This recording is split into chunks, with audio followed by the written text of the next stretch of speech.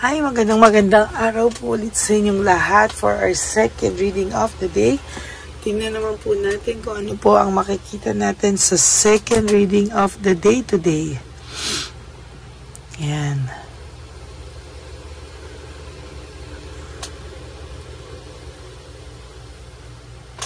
Okay. Tingnan po natin kung ano naman po makikita natin sa second reading of the day today, no? So I hope na napanood niyo po yung ating first reading, no? Napaka-powerful po niyang palasahin lang po natin maigi. Sana po ay napanood niyo na po yung first, second, third reading at fourth reading kahapon bago po kayo tumalon sa first at dito sa second reading natin ngayong araw na ito. For the meantime po, no, ayan, wait lang po, no? Sana po ay wag niyo pong palagpasin lahat ng mga readings po natin dahil really very powerful po yan. Isa pa po sa aking gustong sabihin sa inyo, no, na aking nakalimutan ay wag nyo pong skip itong mga pagbabalasa natin kasi akala nyo po nagbabalasa lang ako pero kumukuha po ako ng energy o pinapakiramdaman ko po yung mga taong makakapanood nito, no? Talagang niraramdam ko po yung mga tao na mapupunta sa channel na to ngayon sa reading na ito at ikaw po yun. Alam nyo po, wala pong yung consequence, no? Talaga pong hindi yan coincidence, no? Na napunta kayo sa channel ko. Talagang tinadhana po kayong mapunta sa channel ko. Simulan na po natin ito. Nako. Ang tao pong ito ay gusto sanang lumayo, gusto sanang makapag-reflect, gusto sanang mag-isip, pero para po siyang naging stagnant, no? Para pong hindi niya po alam kung ano po yung paulit-ulit po yung mga nangyayari sa buhay niya at hindi po siya makapag-isip ng tama. Parang isang bagay lang po ang gusto niya sa ngayon, ano? Ang makapagpahinga po at makaalis po lahat, maalis muna po sa isip niya lahat po ng gulong nararamdaman niya, no? As a matter of fact, itong taong to ay gulo po, no? At sa nakikita ko po, ang gumugulo sa kanya, yung konsensya niya po ng mga naging kasalanan niya po sa iyo, no? Talagang itong taong to ay nakakaramdam ng matinding at hindi po talaga yung mga nagawa niya sa iyo, no, na ang pakiramdam niya po talaga ngayon ay sana somehow ay makabawi daw po siya sa iyo, no? Pero sa nakikita ko po ngayon kasi po, 'di ba, na ayan, no, siya po ay natukso sa iba, siya po ay maraming kasinungalingang nagawa sa iyo. So lahat po ng kasinungalingan na yan ay kanyang unti-unting nare-realize, no? Para pong gusto niya pong humingi sa iyo, gumawa ng aksyon, gusto ka po niyang makausap, gusto ka po niyang makaharap, at gusto niya po talaga ikaw makasama, no? Kasi sobra po siyang disappointed, very disappointed po siya sa buhay niya ngayon, at hindi niya po alam kung ano po ang makakapagpasaya sa kanya sa mga oras na to. Ano daw po yung makakapag-ayos talaga sa kanya sa pakiramdam niya. Bakit? Kasi he or she is very disorganized, no? Yung buhay po nito ngayon ay magulo at hindi niya po alam paano niya po aayusin, no? Lahat po ngayon ay conflict sa buhay niya, lahat po halos ay nakakaaway nito. Bakit? Dahil po sa gulong pinasok niya, no? Panay conflict, panay gulo, no? Na siya po mismo ay naguguluhan na sa kanyang buhay, ano, very disorganized po siya sa buhay niya at talaga naman pong nag-iisip po itong taong ito sa ngayon. Hindi po katulad nung dati na lahat po ng ginawa niya ay hindi niya po pinag-isipan, no? Hindi niya po talaga pinag-isipan ng maayos, kaya ngayon ganyan po ang nangyari sa kanya. So ngayon parang ayaw na po niyang pabigla-bigla ngayon, ano, kasi naging pabigla-bigla po siya. Most of his decision or her decision is pabigla-bigla. Parang gusto niya pong magsimula ulit, no? Parang gusto niya pong magsimula ulit. Hindi lang po niya alam paano ka po niya i-approach. Sa dami daw po ng naging kasalanan niya sa'yo, Hindi niya na po alam paano po siya lalapit sa iyo. Lalo na po ngayon ay hindi po siya okay. No, panay po siya struggles, panay po siya pagkapahiya, panay po siya karma. Hindi niya po alam saan po siya magsisimula sa iyo. Ayan po yung sinasabi ko. Talagang kinakarma po ang taong ito sa ngayon. At talagang gustong-gusto ka po nitong makausap. Gustong-gusto po nitong i-explain sana sa iyo lahat. Pero wala siyang lakas ng loob. Pero totoo po, gusto ka po niyang makasama. Gusto ka po niyang makausap. Gusto ka po niyang makaharap. Sana, no? Pero hindi po siya makapag-desisyon paano. Paano, kailan, saan. Hindi niya po alam kung may lakas ba siyang ng loob humarap sa iyo, no? Talagang sa nakikita ko, namimiss niya po yung inyong samahan, Talagang you used to have a celebration palagi, a happy life, no? Kaya lang ginulo niya po, ulit-ulit ka po nitong sinaktan, at sa totoo lang po, talagang hindi na po niya pinag-iisipan, Ngayon po, sa nangyari sa kanyang matinding karma o sa mararanasan niyang lalong matinding karma sa mga susunod na panahon, ito pong taong ito ay siya po ang gumawa ng kalokohan at siya rin po ang gumawa ng ikakaganyan niya, meaning siya po ang nag-trap sa sarili niya, sa sarili niyang kapahamakan at sarili niyang karma. Self-victimization, siya rin po ang may kasalanan. Bakit po siya naging ganyan? Lahat po ng pinangarap niya na akala niya ay peaceful life, magandang buhay, buhay na lahat ng gustuhin niya ay nandyan sa kanya, ay bumaliktad po ng bonggang-bongga sa kanya. Hindi niya po nakuha at talagang grabe po ang nangyari sa kanya. Ngayon po niya naiisip na wala pa rin pong tatalo sa samahan na nagawa niyong dalawa o sa samahan na meron po kayong dalawa. Napakasaya daw po ng inyong naging pagsasama, ngunit siya po ang gumawa ng paulit-ulit na kasalanan sa iyo. At ngayon niya po naisip na kahit po ginawang kanya ng paulit-ulit ay palagi ka pa rin daw pong nandyan sa tabi niya. Ngayon, he wants to isolate to some of his or her friends, makikipagkita lang po ito once, twice, ganyan, or pwede rin po makipagkita ito na makipagkita, pero ang sinasabi kong i-isolate, hindi po siya magkukwento ng mga nangyayari sa kanya dahil ayaw niya pong mapagtawanan siya, Mapapagtawanan daw po siya kaya nililihim niya po ang mga nangyayari sa kanya, Ayaw niya po na talagang medyo may pride talaga tong taong to, Ayaw niya po talagang maisip talaga niya sa ngayon na talagang siya po ay nakakaramdam ng matinding pagkapahiya, sa nangyari sa kanya. At may mga nangyayari na po kasi sa kanya na talagang kinakahiya, nahihiya din po talaga siya sa mga ibang nangyari sa kanya. There is sadness, loneliness, negativity, and depression.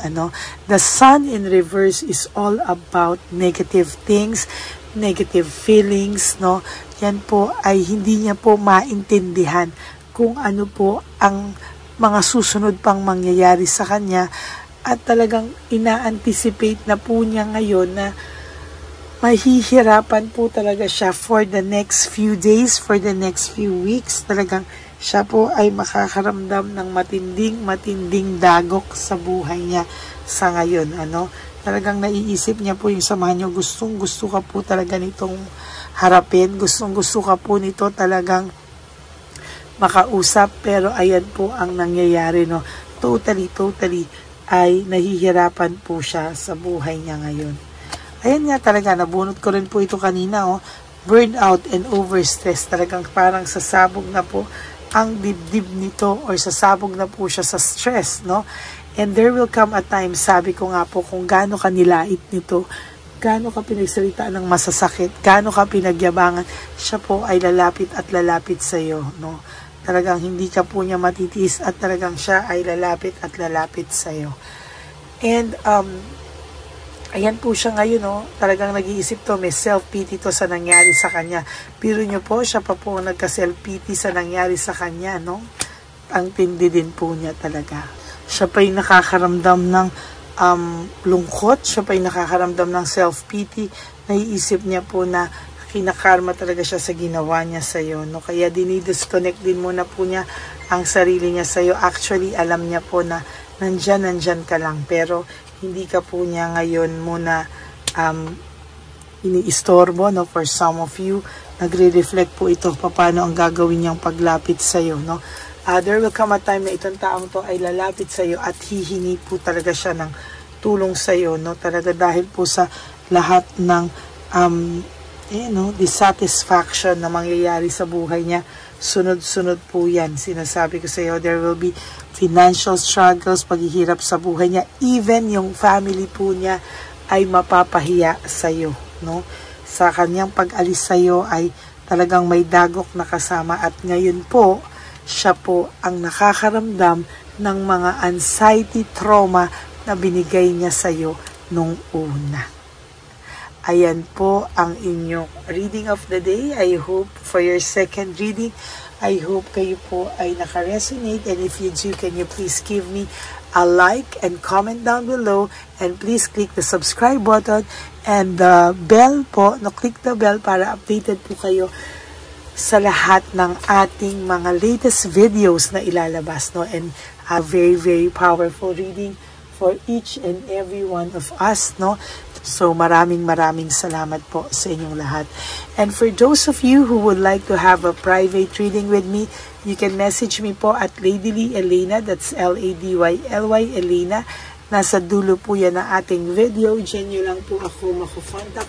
That is my only official and legit FB account. No?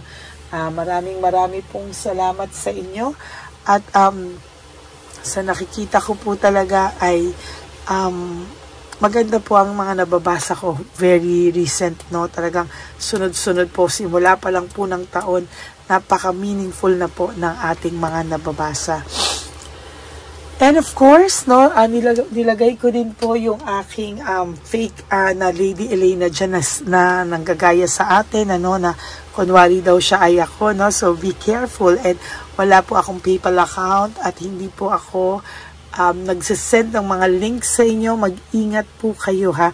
Lagi ko po yung sinasama para po maging babala sa inyo.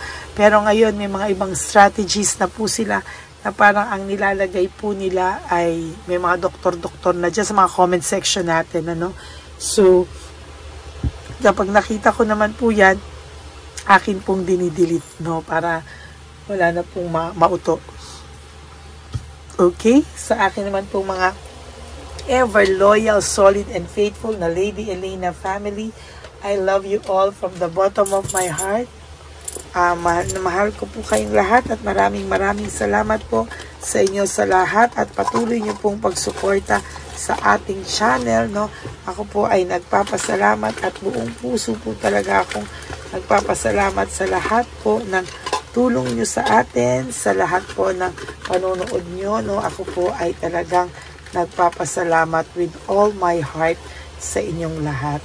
And para naman po sa inyong lahat, no, ang aking pong pasasalamat for not skipping ads. Alam ko po na tulong nyo na po yan sa aking channel dahil po sa ating advocacy, no, na sa ating advocacy po na sa matatanda, no, na tayo po talaga ay tumutulong sa mga matatanda, no? Kaya po maraming salamat po for not skipping ads. Tulong nyo na po yan sa ating channel. Kaya ako po ay nagpapasalamat dahil napakatami nyo pong mapubuting nilalang, no, na hindi po nag-i-skip ng ads. Kasi yun na po yung parang ibibigay natin sa ating mga matatanda, no? Yung mga maiipon po natin ay atin pong iipunin talaga at ibibigay po natin sa kanila. Kaya maraming salamat po sa inyong lahat. At alam niyo naman po, ang lagi kong bilin sa inyo, no, na to live each day, you do 3 things that will make you happy for today. Enjoy, no?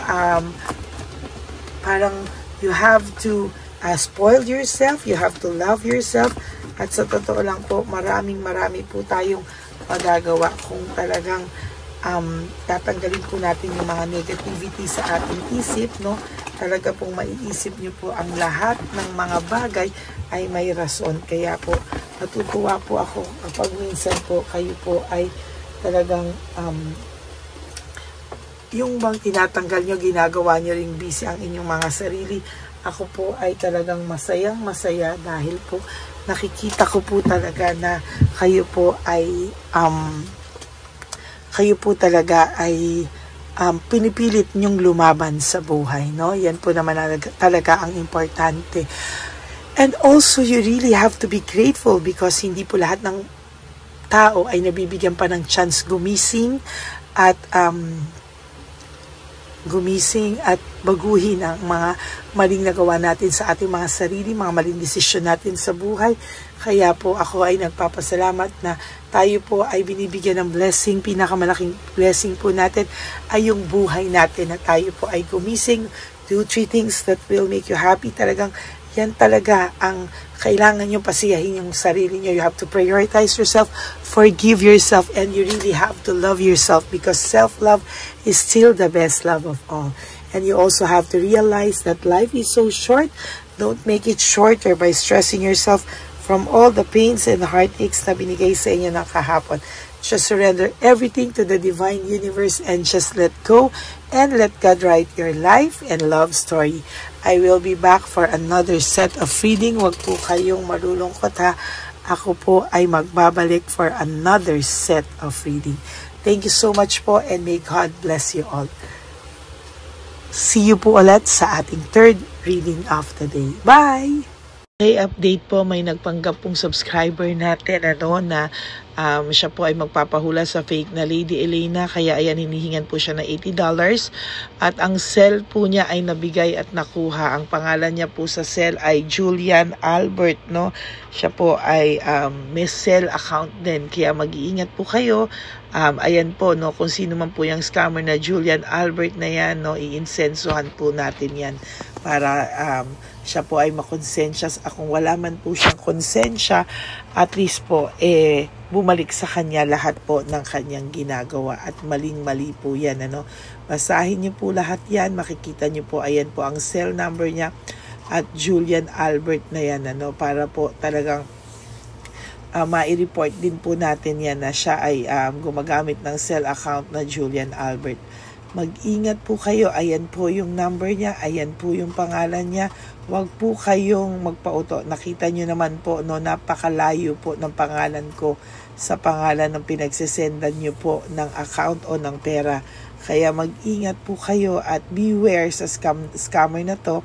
At talagang ayan po, pinost ko po ang kanyang pangalan dito para maging babala po sa inyong lahat. Maraming salamat po.